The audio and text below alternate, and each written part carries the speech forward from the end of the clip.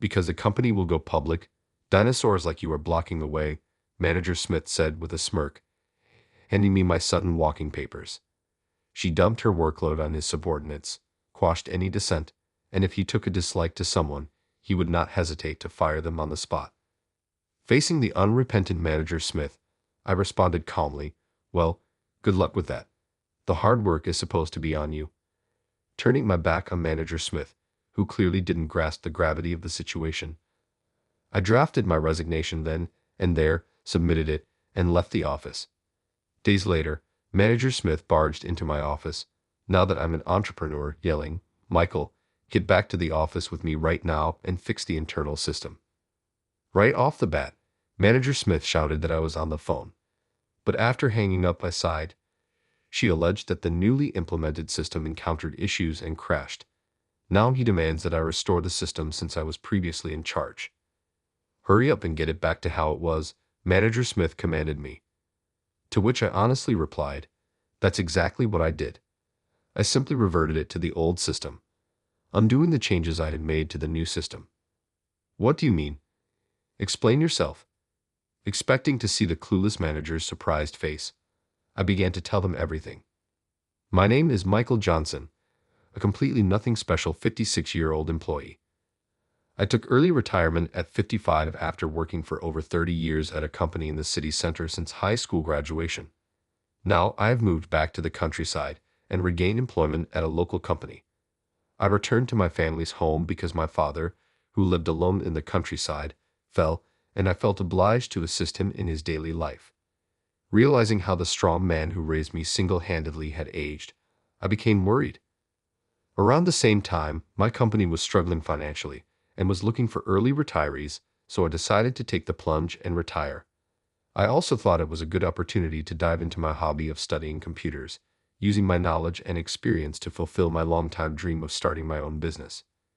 Being able to turn a hobby into a career is a joy in itself, and I plan to live modestly with my father until things take off. Since my younger days spent working in factories and on OBS sites, I've nurtured a fascination with computers in my spare time, eventually dabbling in programming and creating things as a hobby. This sensation of gradually being able to do things I couldn't before was immensely satisfying, and I found myself increasingly immersed in my computer hobby. Coming from a post-single-parent family, higher education was never in the cards for me, but this hobby made me realize for the first time how much I actually enjoyed learning. While working my day job, I started creating websites for acquaintances and developing tools to improve business efficiency, gaining confidence that my knowledge was valuable and considering making this work my career. When I decided to retire early, I mentioned to my high school friend Arthur Garcia my desire to turn my hobby into a job. Unexpectedly, this led to an offer for a new job back home. "Michael, would you be interested in joining our company's information systems department?" Arthur asked. He ran a small business under the name of Garcia Fisheries, specializing in the processing and sale of locally caught seafood. Arthur, the founder and first CEO, recently stepped down from his position, allowing his son James to take over as the next CEO. Being able to leverage what I've learned through self-study is a dream come true. However, I didn't enter the IT industry, nor do I have any specialized knowledge in information technology, as I got a job right after graduating from high school. Therefore, I initially turned down the offer. "I know you're serious and don't want to do a half-hearted job, but my company currently needs someone who is knowledgeable in IT and can think flexibly. You're trustworthy and reliable, Michael. That's why I really need your help." The aging workforce is advancing, and I can sense Arthur's sincere wish to somehow support the company, which is becoming outdated. CEO James, though young in his 30s and full of enthusiasm and flexibility, will need time to be respected in a company where the seniority system is deeply ingrained. Arthur wants me to support the CEO. "I can't promise that I'll be able to meet your expectations, Arthur, Mr. Chairman, but if I'm good enough for you, I'll help out." Knowing my childhood friend, who has been striving since our younger days to start a business closely tied to our community and support our hometown, I decided to accept his earnest request. Upon joining Garcia Fisheries, I was immediately assigned to the Information Systems Department and started learning the job from scratch. However, the content of the job was largely different from what I had anticipated. The information systems department was only so in name, with a notable amount of work, such as document management, being done in an analog fashion. In fact, it felt like other departments used computers for their tasks more than ours did, as our area was filled to the brim with paper documents. Being a relatively new and small department with few people, it lacked a bit of liveliness, or so it seemed to me. After exchanging greetings and getting a rundown of the tasks, I approached Manager Smith, who would be my boss. In her 40s, she had recently become the department head, and there were talks that she was on the fast track to climb the corporate ladder. "Nice to meet you, ma'am. I'm Michael Johnson. I'll be working with you." There was no reply from Manager Smith at first. She just stared at me for a moment before finally asking about my age after a pause. "Michael, how old are you?" I'm turning 56 this year." "I see. Remember, in the roles of superior and subordinate, age doesn't matter. As a newbie, make sure to learn diligently and follow my instructions. At your age, I know picking up new things can be a bit of a struggle." I was taken aback by the condescending smile Manager Smith gave me. I'd kept it a secret that I was an old acquaintance of the chairman and CEO of Garcia Fisheries. I did this because I thought any special treatment would be a hindrance to working as a newbie. Of course, I planned to learn everything a newbie should, regardless of age. Just because Manager Smith is younger doesn't mean it's okay for me to act poorly. It's also true that a superior shouldn't look down on their subordinates just because they're older. Even though my first impression of Manager Smith wasn't great, I figured every company has people you don't click with, so I tried not to dwell on it too much. However, as I started working, it became clear that the department's atmosphere wasn't great, possibly due to Manager Smith's attitude. Despite the company having a seniority-based culture, Manager Smith was a person who put undue pressure on others based on their position or age, and was not open to listening to others. Employees are gears in the company machine. It's important to work without disrupting the harmony. Since you are young, respect your elders and do your job as told before you start using your shallow wisdom. I didn't ask for your opinion. I told you my orders are absolute, didn't I? I often heard these words. She tells younger employees to respect their elders and reminds older employees about the hierarchy between superiors and subordinates. Since she assumed the role of manager, the employees in the information systems department have been steadily decreasing. Some have requested transfers to other departments, while others have chosen to leave their jobs, leading to a constant understaffing issue. Although the transactions in this department are routine and voluminous, it didn't take too long to grasp the basic tasks. In short, this department manages and oversees all critical company information. The few digital data that exist are backed up automatically, leaving us primarily dealing with non-digital paper materials. No one is willing to update the internal systems. They only maintain what already exists periodically. Most of the tasks assigned to me, a newbie, involved sorting and filing paper materials collected from various departments. Additionally, I was responsible for teaching the basics of computer operation to older employees who were not familiar with PCs and serving as a help desk. I had heard that the fisheries industry was slow to adopt IT, especially in community-focused companies far from urban centers where there is a severe shortage of IT professionals. Initially, the reality of it all took me by surprise. The work was more analog than I had expected, with many tasks progressing in old-fashioned ways, and the few systems adopted within the company were clunky and very difficult to use. Because of this, many employees had a strong aversion to using the internal systems, leading to a failure in adopting digitalization and paperless processes. As a result, we often reverted back to managing things on paper or managed them both ways, doubling the workload. The initial costs of moving to ID not only weren't recovered, but managing paper also involved costs for storage space. This made the reasons Arthur mentioned for being troubled very clear to me. As I became more familiar with the work, it became clear which areas needed improvement, and I began proposing ways to simplify the work system. This file contains information collected and compiled from various departments. However, manual handling consumes a significant amount of time, doesn't it? On review, I found that these data are well managed by our internal system. Therefore, I humbly suggest eliminating the paper version. When I suggested this, Manager Smith frowned. What if we lost the data on the computer? Not everyone feels confident with the system, so relying on paperwork is the safest option. Considering you're a newbie, Just follow my instructions rather than taking on tasks independently. You're not yet in the position to take full responsibility. Simply follow the instructions you were given. But the data is already being backed up automatically and controlled by the internal system. Maintaining paper copies appears inefficient. Regarding system adoption, we can offer end-user support given the user count. As for your data loss concerns, we could review system security for the future. We've been managing just fine with the current method. Why can't you see there's no need to change?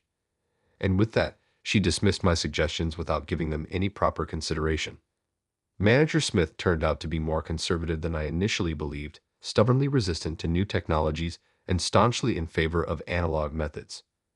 One reason for this seemed to be her own lack of IT literacy, but she wasn't the type to humbly seek guidance because she didn't understand. To me, it appeared that her excessive caution towards things she didn't understand was generating a lot of waste. Yet Manager Smith rejected all my proposals. According to what I heard from colleagues in the department, she was appointed as a department head not necessarily because of her expertise in IT, but rather due to her promotion based on seniority when the position became vacant.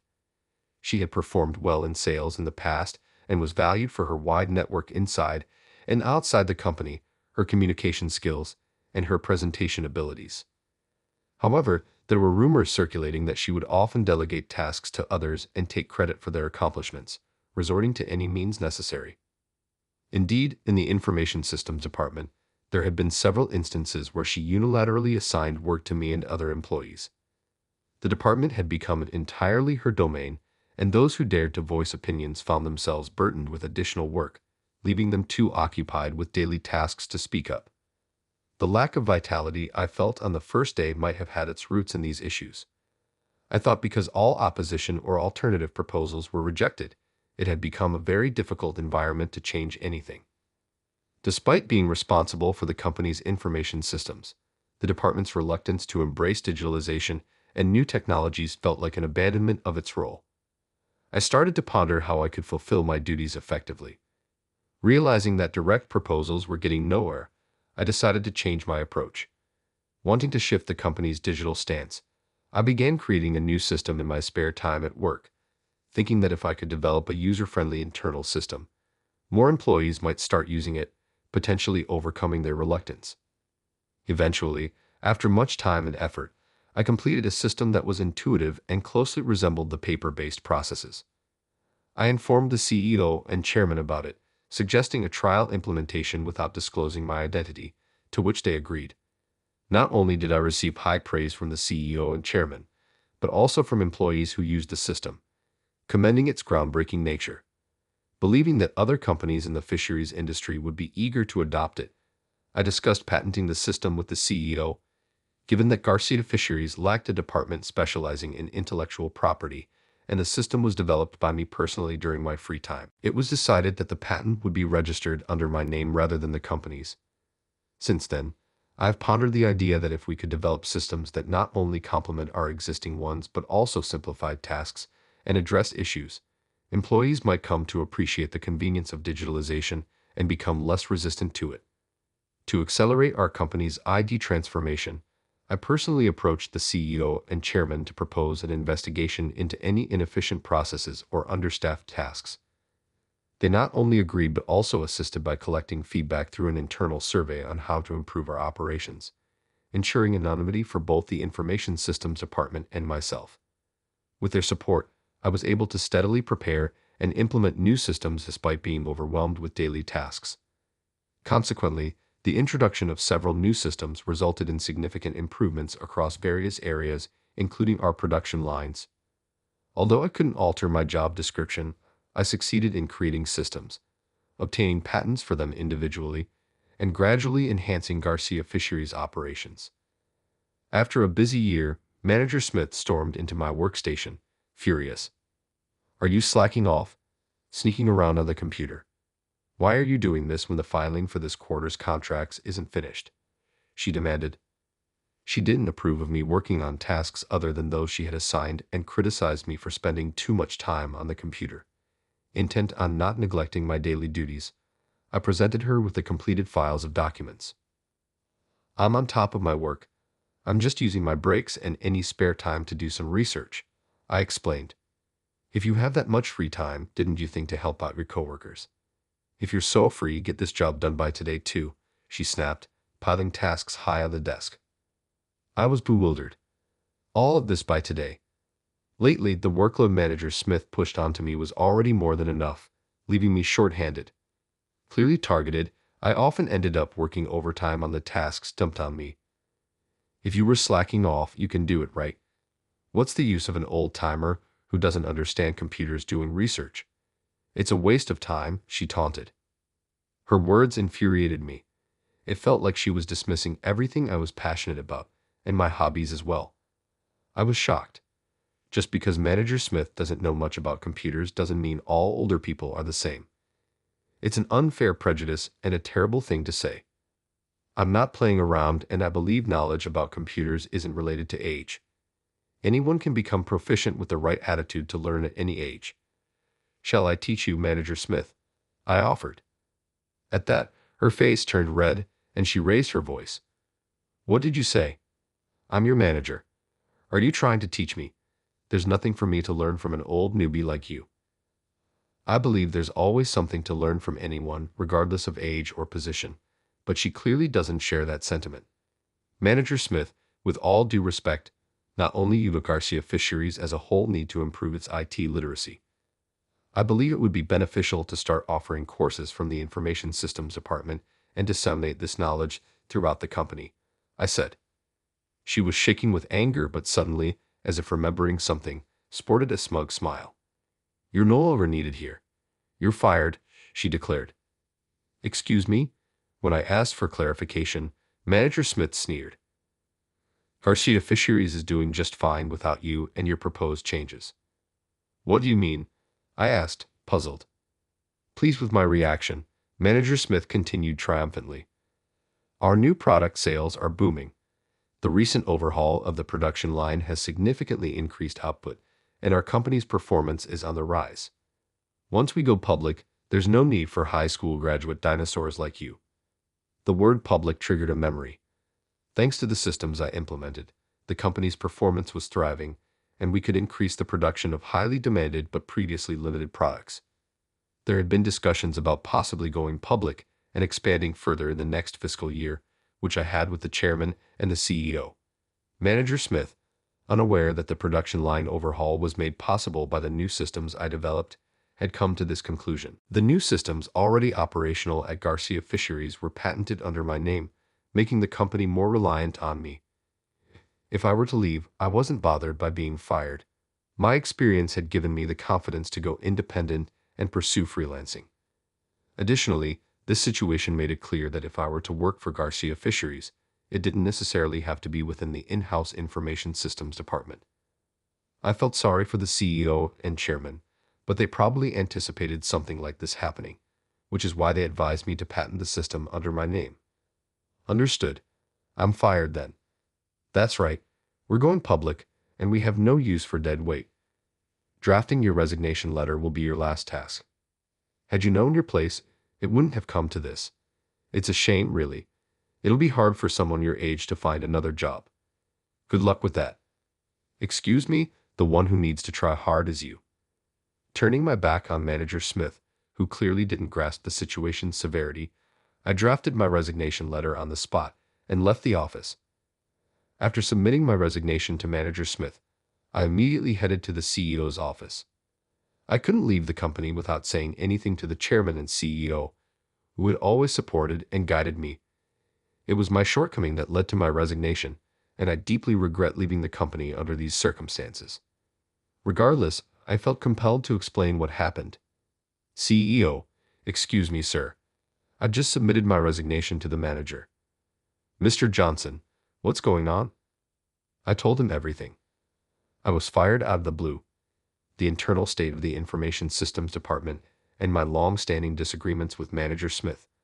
I'm truly sorry for my untimely resignation. However, I see this as an opportunity to pursue my long-standing dream of entrepreneurship. Thanks to my experiences here, I have a clear idea of the work I want to do and am grateful for it. I reiterated my dream of entrepreneurship, which I had discussed with them several times before. Mr. Johnson, thanks to you, our company is starting to change for the better, and we're moving in a good direction. I really want to keep you at all costs. I'm sure you've even postponed your dream of becoming an entrepreneur at the request of the chairman when you joined us. The CEO, James, looked disappointed but supported my dream. Then, with words of gratitude, he apologized for the unfortunate incident that had occurred. Mr. Johnson, if it's okay with you, could we ask for your support after you leave? We're already starting to test AIST, and we'd like to formally discuss a license agreement for its patent. Saying this, CEO James personally invited me to continue working together even after I go independent. Though I was compelled to resign sooner than expected, I didn't have to worry about not receiving job orders and simultaneously got the chance to pursue my dream of becoming an entrepreneur. As soon as I completed the handover of tasks with the Information Systems Department, I prepared for my departure and faced my last day at work. I'm worried about how the Information Systems Department will handle our responsibilities without you, Michael. You're the ace of our department, and it's really a shame that you're leaving. You had a wealth of computer knowledge, taught us a lot, and always worked to make things easier for us. I really wished we could have worked together longer. Although it wasn't a long association, my colleagues expressed their sadness at my departure when I left. Even though they were my seniors in the company, I was really happy that the younger folks looked up to me and recognized my work. Over the past year, the introduction of the new system I developed has started to reduce the massive amount of paperwork in the Information Systems Department, albeit slowly. Once it's fully operational, I believe the workload will decrease even further, and we should be able to handle it with the current staff numbers just fine. After finishing my resignation preparations, I quickly started getting ready to move forward with my work as a freelancer. For my own livelihood and for Garcia Fisheries, I needed to set up a business environment as soon as possible. Somehow, I managed to set up my office and kept myself occupied with my tasks. Then, one day, I received a phone call. Surprisingly, it was from Manager Smith. "What have you done? What are you planning to do with our company?" I was yelled at over the phone and couldn't grasp the situation at first. What I understood was that Manager Smith was extremely upset and angry at me. "Manager Smith, I don't understand what you're talking about. What's the matter? Don't play games. Ever since you left, the Information Systems Department has been a mess. Most of the employees aren't showing up for work, and we're getting flooded with inquiries about the internal system from other departments, but there's no one to handle them." I was shocked to learn about the company's situation after my departure.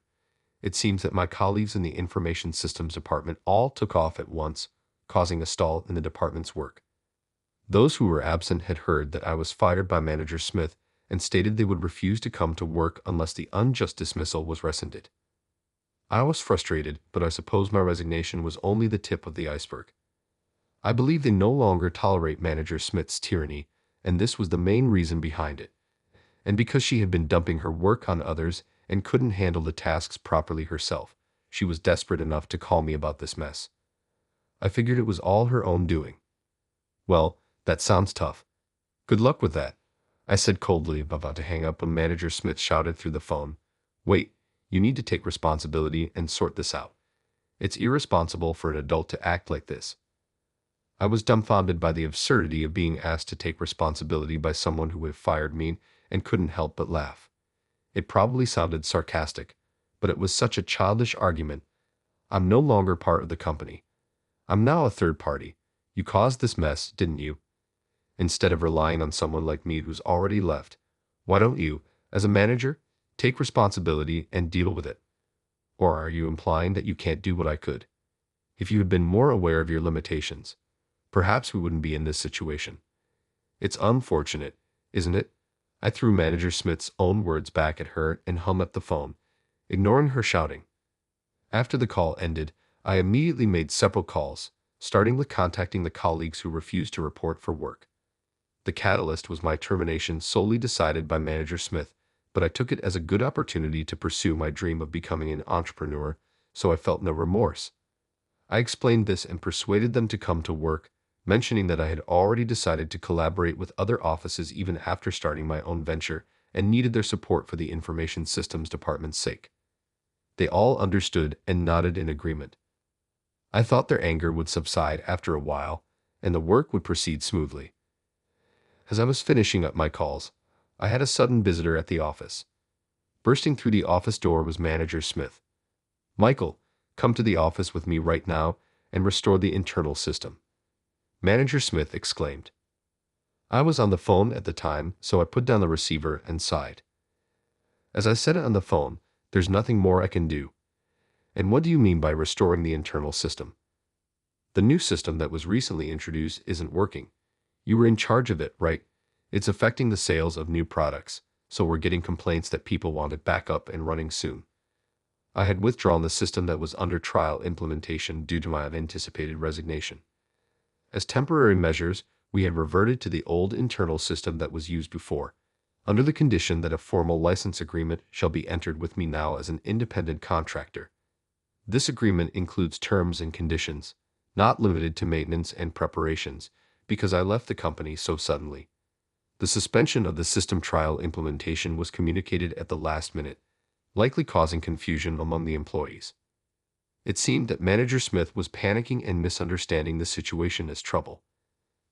Thinking no one was available to explain to other departments due to everyone taking leave after knowing the circumstances, get it back to how it was quickly. I responded honestly to Manager Smith, who was trying to order me around. "I'm telling you that I just reverted it. I simply changed back the new system I had implemented to the old one." "What do you mean? Explain yourself." "The system developer is me, and I hold the patent for it. If the company wishes to continue using the system after my departure, there will be licensing fees."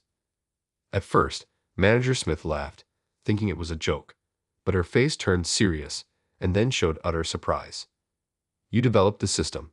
Such an unbelievable story. I haven't heard anything like that, Manager Smith. You were opposed to changing the internal system, so there shouldn't be a problem, right? But if we're to switch to a new system, considering you unilaterally fired me, should the licensing fees be billed to you then?" These words seemed to disturb her more than I had anticipated. As I was still holding a grudge about everything she had done to me, I couldn't help but be a bit spiteful. "And the production of your new product, which was doing well, might also be greatly affected. There is a possibility that the company will claim damages against you, amounting beyond the licensing fees, if the expected profits aren't achieved." Manager Smith began to tremble and pointed at me, furious as if on fire. "You tricked me. It's your fault for doing things behind my back." In silence, if I had known, I wouldn't have fired you. Just as Manager Smith shouted that, a voice echoed from the handset lying on the desk. "Manager Smith, stop it. It's disgraceful." Startled by the voice that filled the room, Manager Smith flinched. "Why is that?" the chairman said. After I spoke with Manager Smith over the phone, aside from my department colleagues, I also reached out to others, including the CEO and the chairman. I was in the middle of a call to inform Chairman R of my resignation and apologize for not completing the project when Manager Smith barged in yelling, "I've heard everything. I had someone look into your case. It seems you caused problems repeatedly and pushed them onto other employees, forcing them into resignation." "No way. That's a misunderstanding." Despite her desperate denial, Manager Smith's face turned pale. "Michael and I go way back to high school. It was I who earnestly requested him to join our company. Yet you failed to recognize his abilities, even going as far as to insult him as a nuisance." "I was furious and deeply disappointed in you, Manager Smith," I said, was taken aback once again looking at me in surprise. "You're an acquaintance of the chairman? I had no idea your actions have shown that you judge people based solely on their age or status. This incident has made it clear. There are multiple testimonies from employees who have resigned. You can't talk your way out of this one. We'll inform you of your punishment later, so be prepared." With those stern words, Manager Smith collapsed to her knees. Following this event, Manager Smith was dismissed from Garcia Fisheries. Testimonials from many employees and former employees revealed numerous wrongdoings she had committed. The company sought damages for her actions, leading Manager Smith to lose both her job and her assets. Furthermore, this incident led to her divorce, marking a tragic end to both her professional and personal life. Forced to move and struggling to find stable employment after the issues at Garcia Fisheries rooted in the community were exposed, Manager Smith has been moving around. Who came to visit my office to share this news, had a grim expression as he said, It's a small industry, so bad news spreads fast. Despite it being her own doing, finding a job in this field or a similar one is going to be tough. Following these events, Garcia Fisheries successfully went public, continuing to grow its performance. The CEO was recognized as a young, talented executive, earning high praise both inside and outside the company, leading to even greater success for the company. Following the dismissal of Manager Smith, the Information Systems Department, now under a new structure with fresh talent, became a more open and efficient workplace. We actively introduced new systems to improve work efficiency and focused on enhancing IT literacy through staff training. As an external consultant, I collaborated with everyone in the department to make Garcia Fisheries a better company day by day. I could feel that Garcia Fisheries was becoming a more enjoyable place to work. Having achieved my dream lifestyle as an entrepreneur, I maintained a strong relationship with the thriving Garcia Fisheries, and my new work opportunities gradually increased. The fact that my hobby and work in system development were being recognized and appreciated was incredibly fulfilling for me. Thanks to the reputation I built at Garcia Fisheries, I've been busy but fulfilled, receiving requests from other companies and license agreements wanting to use the patented system I developed.